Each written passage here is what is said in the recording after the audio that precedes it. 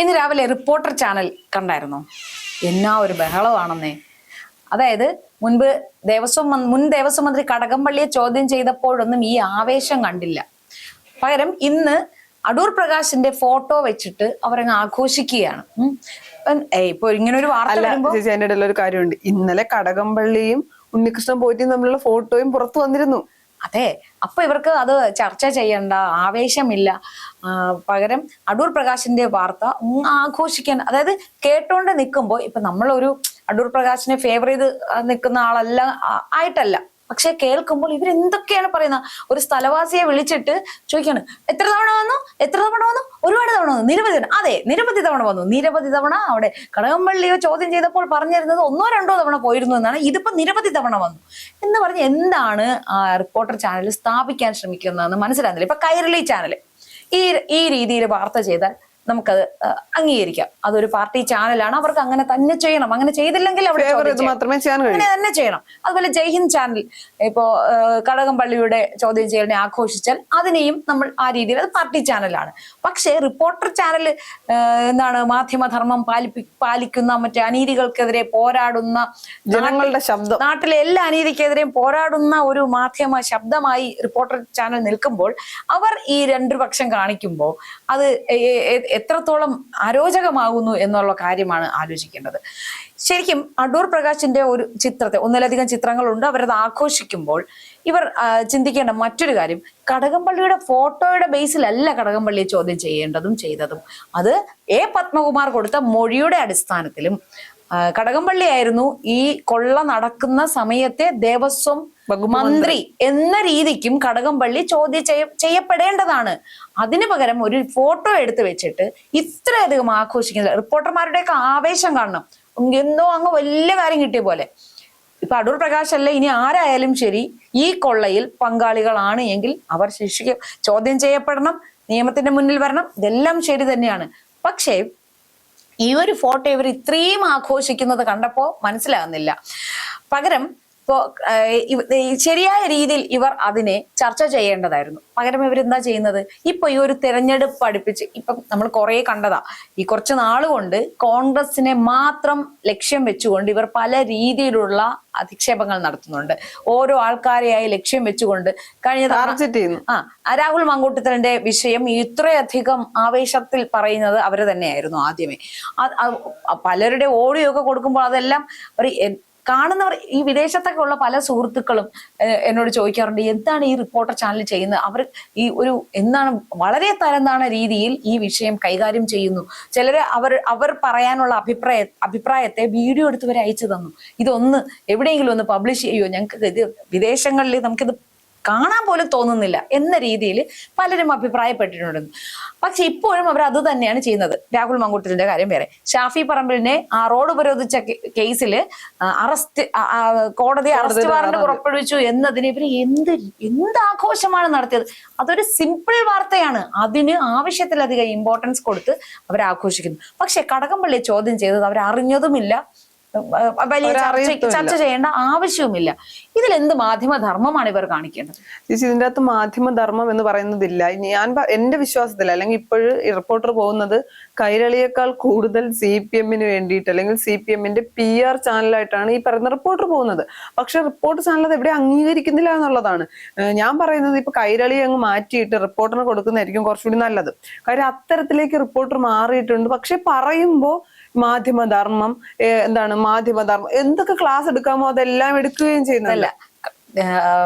SNDP NSS നേതൃത്വങ്ങൾ ഈ LDF-ഉമായി ചേർന്ന് നിൽക്കുന്നു. എന്തിനാണ്?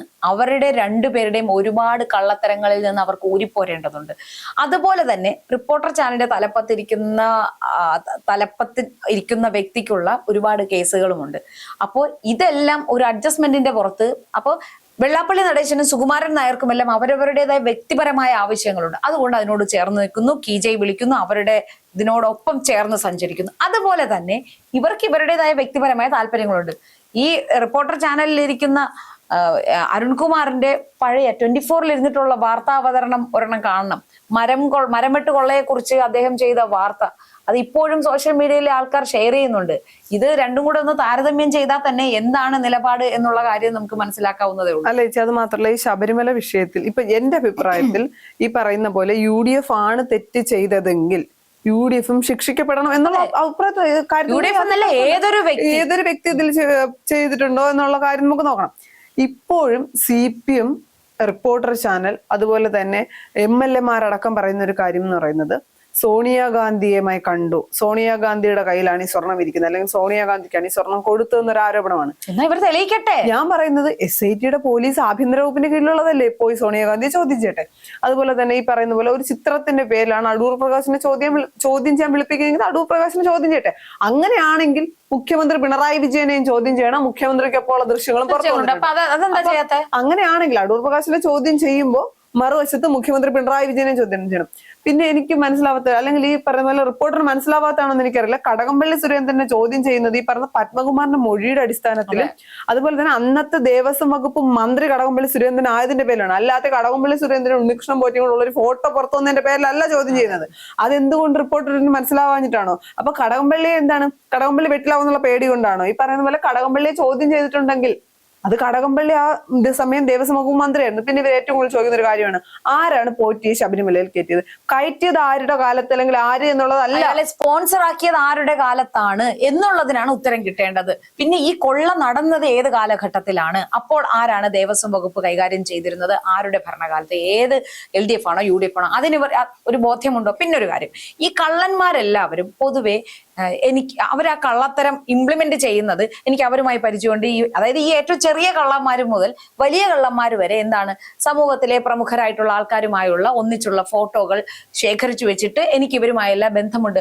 ഇപ്പൊ ചില പ്രോഡക്റ്റുകൾ വിറ്റഴിക്കുന്നവർ പോലും സിനിമാ താരങ്ങളുടെയും സീരിയൽ താരങ്ങളുടെയും ഒക്കെ ചിത്രം, അവരൊന്നിച്ചുള്ള ചിത്രം ഉപയോഗിച്ച്, എന്തിനേറെ ജിമ്മിൽ പോലും അവർ മാർക്കറ്റ് ചെയ്യുന്നതിന് ഈ പ്രമുഖരായ ആൾക്കാരുടെ ചിത്രങ്ങൾ ഉപയോഗിക്കാറുണ്ട്. അതുപോലെ എനിക്ക് ഇവരിലെല്ലാം സ്വാധീനമുണ്ട് എന്ന് കാണിക്കാൻ വേണ്ടിയിട്ട് ഇത്തരത്തിൽ ചിത്രങ്ങൾ എടുപ്പിക്കാനുള്ള സാഹചര്യങ്ങൾ അവർ ഉണ്ടാക്കും.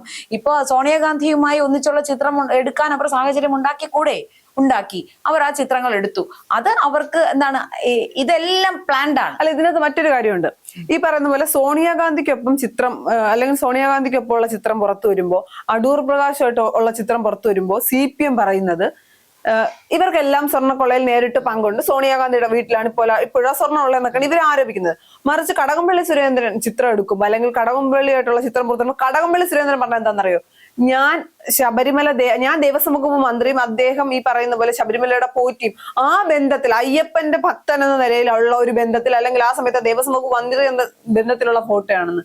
അപ്പൊ തങ്ങൾ ഈ പറയുന്ന പോലെ ഇവര് ഫോട്ടോ എടുക്കുമ്പോ ഒരു പ്രശ്നവുമില്ല, മറിച്ച് ഫോട്ടോ എടുക്കുമ്പോഴാണ് ഈ പ്രശ്നമുള്ളത്.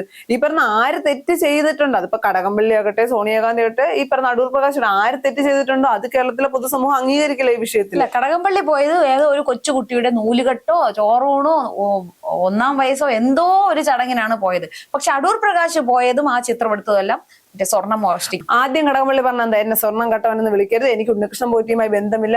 ഈ ചിത്രം പുറത്തു വന്നപ്പോ കുട്ടിയുടെ ചടങ്ങിന് പോയിട്ടുണ്ട്. ഒരു ബന്ധവും ഇല്ലാത്ത ഒരാളുടെ കുട്ടിയുടെ ചടങ്ങിനാണ് പോകുന്നത്. വഴിയിൽ നിന്ന് ഒരാൾ എന്റെ കുഞ്ഞിന്റെ നൂല് കെട്ടണം, ഒന്ന് വരണമെന്ന് വിളിക്കും. അല്ല, അന്ന് മന്ത്രി അല്ലല്ല, ശബരിമലയിലുള്ളതാണല്ലോ, ഞാൻ ദേവസ്വം വകുപ്പ് മന്ത്രിയാണല്ലോ എന്നതിന്റെ പേരിൽ പോയെന്നാണ്. ഇതൊന്നും ഒരു ന്യായീകരണമല്ല. പിന്നെ ഈ പറയുന്ന പോലെ ചോദ്യം ചെയ്ത് എന്തിന്റെ പേരിലാണ്, മൊഴിയുടെ അടിസ്ഥാനത്തിലാണ്, അല്ലാതെ ചിത്രം എടുത്തതിന്റെ പേരിലല്ല.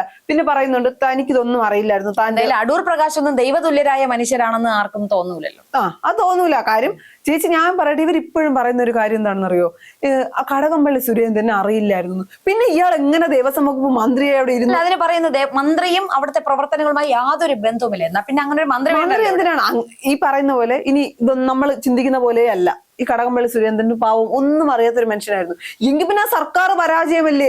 അവിടെ നിന്ന് സ്വർണ്ണം അത്ര എടുത്തോണ്ട് പോയിട്ട് ദേവസ്വം വകുപ്പ് മന്ത്രിയും ഈ സംസ്ഥാന ഭരണത്തിലുള്ള ആരും അറിഞ്ഞില്ല എങ്കിൽ പിന്നെ അത് ഇത്രയും ലക്ഷക്കണക്കിന് രൂപ വിലയുള്ള സ്വർണ്ണമാണ് അവിടെ നിന്ന് ഇങ്ങനെ അത് ഇവർ അറിഞ്ഞില്ലെങ്കിൽ പിന്നെ ഇവര് രാജിവെച്ച് പോവുകയല്ലേ ചെയ്യാനുള്ളത്? എന്ത് ധാർമ്മികത പിന്നെ ഇവർക്ക് തുടരാനുള്ളത്? അതേസമയം ഈ കാലത്ത് UDF ആണ് ഭരിച്ചിരുന്നത് എങ്കിൽ എപ്പോഴേ അവർ സമരം ചെയ്ത് അവരെ രാജിവെപ്പിക്കുമെന്ന് മുഖ്യമന്ത്രി എല്ലാരും രാജിവെപ്പിക്കാൻ ഇവർ ഫുൾ ടൈം സമരത്തിലായിരിക്കുമായിരുന്നു. പക്ഷെ ഇപ്പൊ ഇവർ ഓരോ ന്യായീകരണങ്ങൾ പറഞ്ഞ് പിടിച്ചള്ളി പിടിച്ചു. അല്ല വേണ്ട ചേച്ചി, ഒന്നും വേണ്ട. ഇവരെന്തുകൊണ്ട് പത്മകുമാറിനെ തള്ളി പറയുന്നില്ല? അതിന് അവരൊരു ജെന്യൂൻ ആയിട്ടുള്ള റീസൺ പറയട്ടെ. ഇന്ന കാരണം കൊണ്ട് പറഞ്ഞ അപ്പൊ ദൈവതുല്യരല്ലേ അകത്താവില്ലേ? അതാണ് കാര്യം. അത് കേരളത്തിലെ പൊതുസമൂഹത്തിന് മനസ്സിലാവുന്നുണ്ട്. ഇനി അടൂർ പ്രകാശിന്റെ പേര് ഇതിൽ വന്നാലും, സോണിയാഗാന്ധി വന്നാലും, രാഹുൽ ഗാന്ധിയുടെ പേര് വന്നാലും, ആരുടെ പേര് വന്നാലും എന്തുകൊണ്ട് പത്മകുമാറിനെ തള്ളി പറയുന്നില്ല എന്നുള്ള ഒരു ചോദ്യം ബാക്കിയാണ്. അല്ല, എന്നിട്ട് ഇപ്പൊ അവർ പറയുന്ന ഒരു ആരോപണം, പോറ്റിയെ ആരാണ് കയറ്റിയത് അതിന് മാത്രം അവർ ആ പാരഡിക്ക് മാത്രമേ ഉത്തരം അന്വേഷിക്കുന്നുള്ളൂ. അല്ലാതെ ആരാണ് ഈ സ്വർണം കട്ടത്, ആരുടെ ഭരണകാലത്താണ് ഈ സ്പോൺസർ ആക്കിയത്, സ്പോൺസർ ചെയ്തതിനെ പറ്റിയല്ല അവർക്ക് ബോധമാവുന്നത്. അവർക്ക് ആ പോറ്റി വന്നത് ഏത് സമയത്താണ്, ആരുടെ കാലത്താണ്, അത് മാത്രം മതി. അല്ലാതെ ഈ സ്വർണം കട്ടതിനെ കുറിച്ചൊന്നും അവർ എങ്ങനെയും ഇതിനെ ഒന്ന് LDF എങ്ങനെയും ഇത് UDF മറ്റൊരു കാര്യമുണ്ട്. നമുക്കറിയാം ശബരിമലയെ തൊട്ട് കളിച്ചിട്ടുണ്ടെങ്കിൽ അത് ജനം സഹിക്കില്ല. ശബരിമലയിൽ നവോത്ഥാനം ഒന്ന് സ്ത്രീകളെ കയറ്റിയതിനു ശേഷം ലോക്സഭാ തെരഞ്ഞെടുപ്പിൽ പരാജയമാണ് ഉണ്ടായത്. സ്വാഭാവികമായും തദ്ദേശ ഭരണ സ്ഥാപനങ്ങളിലേക്ക് നടന്ന തെരഞ്ഞെടുപ്പിന്റെ ഫലം കൂടി അത് ഊട്ടി ഉറപ്പിക്കുന്നതാണ്. ഇത് ഏതെങ്കിലും വിധാനം കോൺഗ്രസിന്റെ തലയിൽ ഇടാൻ കഴിഞ്ഞില്ല എന്നുണ്ടെങ്കിൽ വരാനിരിക്കുന്ന നിയമസഭാ തെരഞ്ഞെടുപ്പ് സ്വാഹയാണെന്ന് CPM നല്ല ബോധ്യമുണ്ട്. പക്ഷെ ഇനി എന്തൊക്കെ കളിച്ചാലും ശരി, പിണറായി ഭരണം ഒരു പരാജയമാണെന്ന് കേരള ജനത ഒന്നടങ്കം പറയുന്നുമുണ്ട്. ഭരണവിരുദ്ധ വികാരം കേരളത്തിൽ വ്യാപകമായി ഉണ്ട് എന്നുള്ള കാര്യവും ഏവർക്കും അറിയാവുന്നതാണ്. ഈ സംഭവങ്ങളെല്ലാം വരുന്ന നിയമസഭാ തെരഞ്ഞെടുപ്പിൽ LDF-നെതിരായി തന്നെ പ്രതിഫലിക്കുമെന്ന കാര്യത്തിൽ യാതൊരു സംശയവുമില്ല.